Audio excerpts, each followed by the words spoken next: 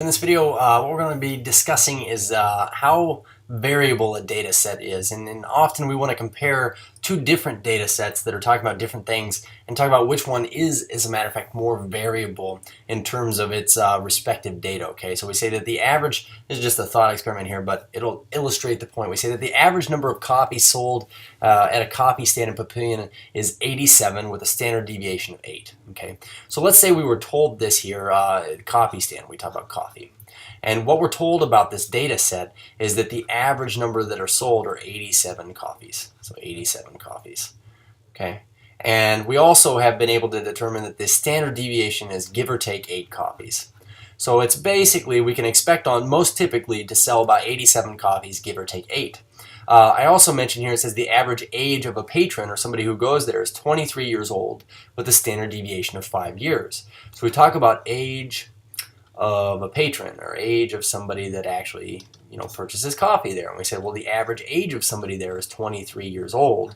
We say years old, and we say that has a standard deviation of give or take 5 years. Okay, so I say years. Actually, we could just write years here. What I want to know is, based on this information, which data set varied more. So we could try to visualize this in a number line sense. We say, well, if the average here was 87, give or take 8.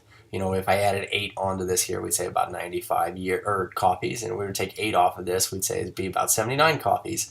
And we say, okay, well, in terms of age of a patron, we say, well, 23 years would be our average essentially here.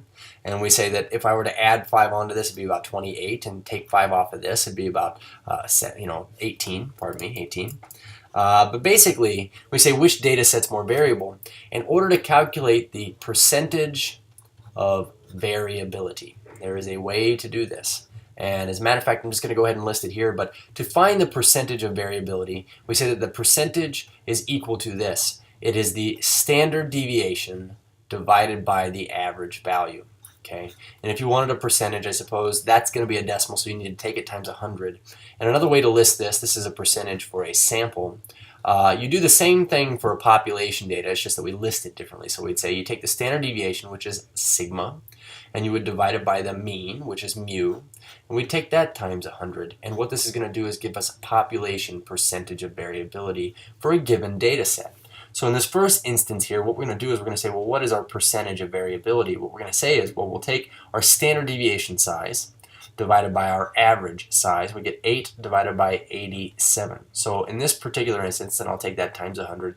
We get this right here. If I pulled out my calculator, we say 8 divided by 87 times 100.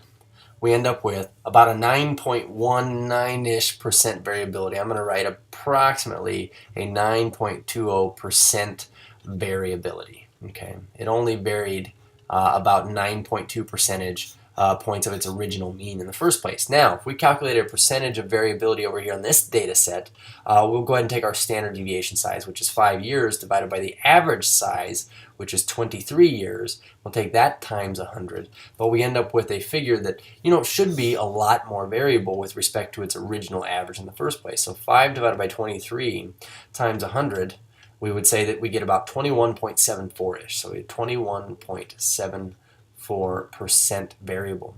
So what we could do is we could determine from this that the age of patrons are more variable with respect to its original average, because 5 years with respect to 23 years to begin with it accounts for a lot more variation than 8 copies would if you were talking about an average of 87 copies in the first place.